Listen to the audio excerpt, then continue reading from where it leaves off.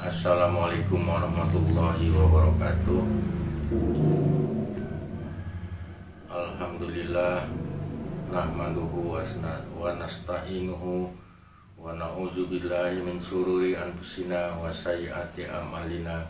May yahdihillahu fala mudhillalah wa may yudhlil fala hadiyalah. Asyhadu an la ilaha illallah wa asyhadu anna Muhammadar Rasulullah. Bapak-bapak, ibu-ibu yang berbahagia, alhamdulillah kita masih ada waktu berkumpul kembali dalam kajian ilmu malam ini. Salam serta salam untuk junjungan kita Nabi besar Muhammad SAW. Insya Allah kita akan menjadi pengikut-pengikut beliau yang konsisten, yang istiqomah mengikuti seluruh sunnahnya. Harapannya kelak kemudian hari kita akan diberi syafaat oleh beliau. Amin. Bapak-bapak, ibu-ibu sekalian, kajian kita malam ini adalah bagaimana menyelesaikan rasa sedih. Di dunia yang ruwet ini, segala macam persaingan ini, orang berlomba-lomba ingin berbahagia. Itu sebabnya di mana-mana ada pelatihan tentang kebahagiaan, orang banyak ikut. Persoalannya apa?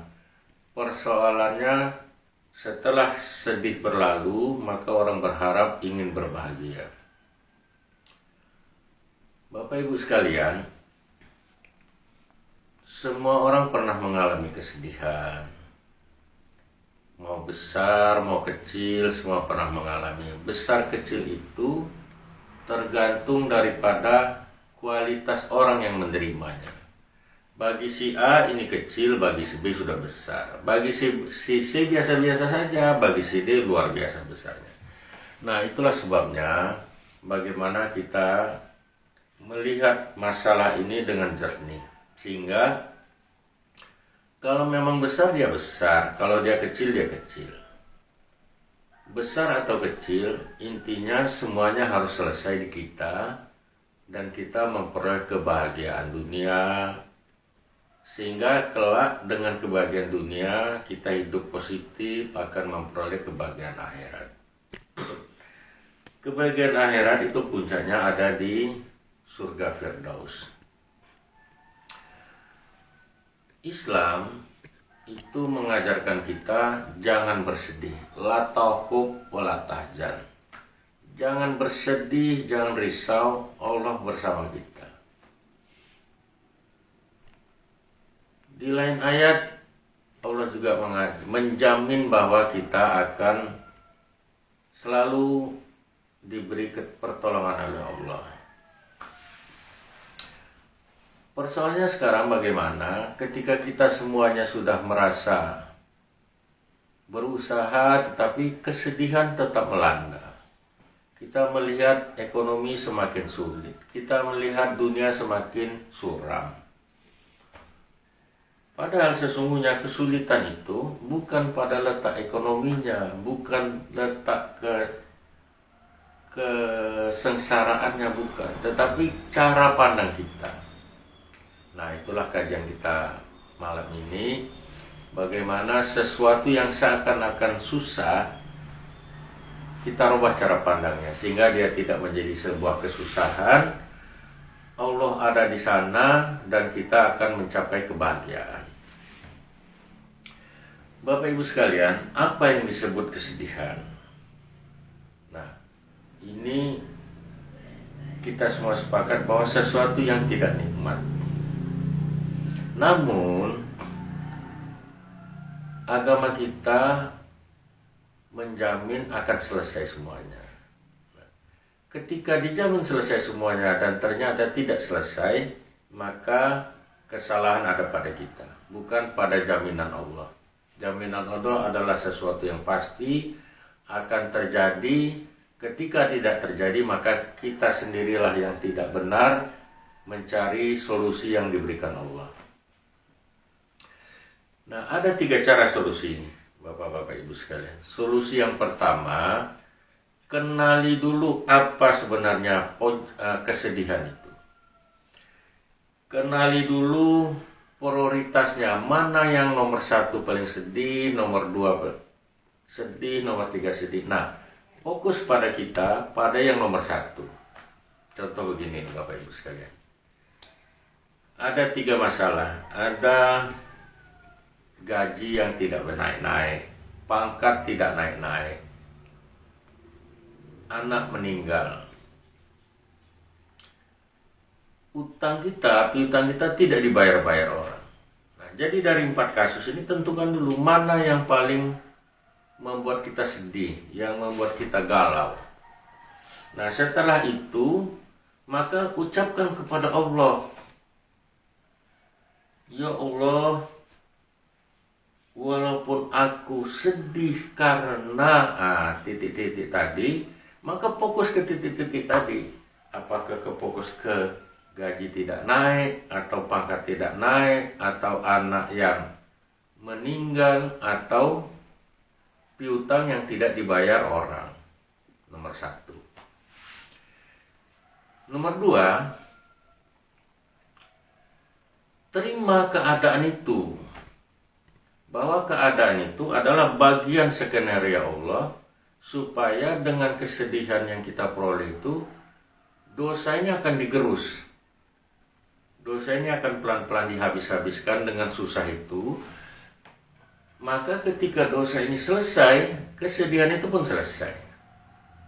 Sama seperti lantai yang kotor itu pelan-pelan dipel.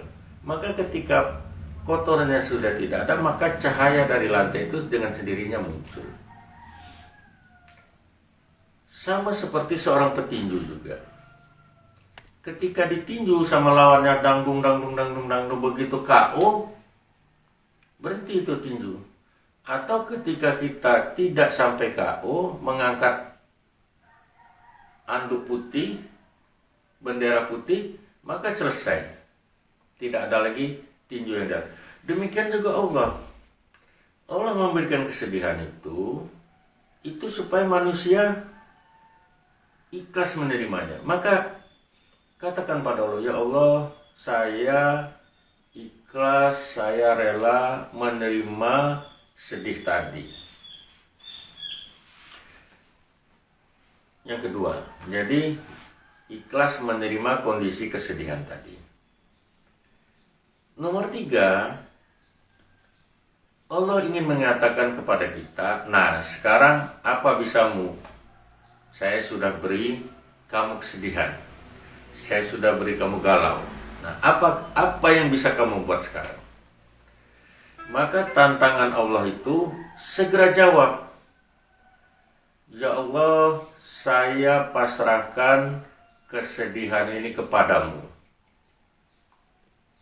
Saya ulangi, jawab tantangan Allah itu dengan mengucapkan, ya Allah, saya pasrahkan kesedihan ini kepadamu.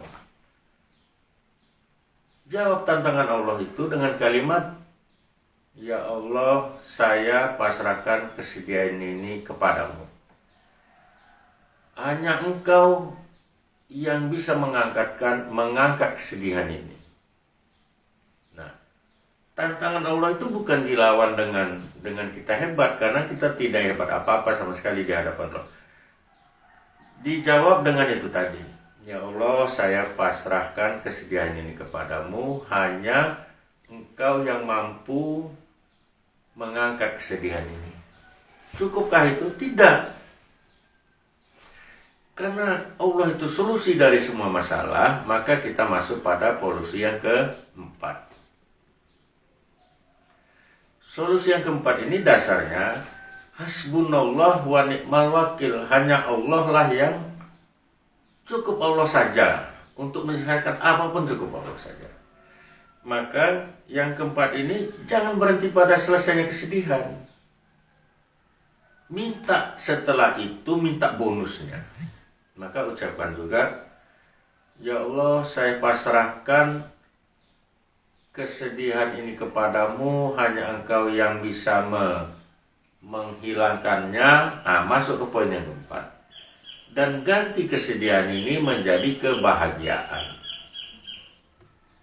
Nah, jadi saya ulangi lagi Bapak Ibu sekalian, Poin yang pertama, kenali prioritas paling sedih.